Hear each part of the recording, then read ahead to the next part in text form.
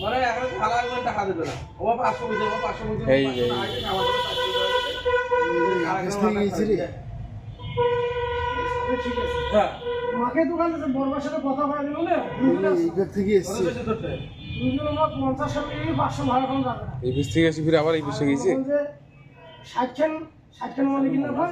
দুজন motorcycle van দিয়ে মনে কর ওই 55 খান করে যায় এই যে সামনে ভ্যান ভ্যান আর এই ঝাড়া করে দি হ্যাঁ আর কি করে বড়দের পিকআপ করতে করে যাইবে আমরা ভগবতী বলে ফেলতে ছয় সাত আট নিজে একটা বোতল ধরে গেল ভ্যানেলা আসলো আর কি হবে ঘুরে চলে গেল এই যে ডালিম ধরা আছে কি হয়েছে? কিনে এখানে ডালিম ধরে গেল না মা গ্যাসের বোতল নিয়ে গেল তোমার এখন গাড়ি চলে ধন্যবাদ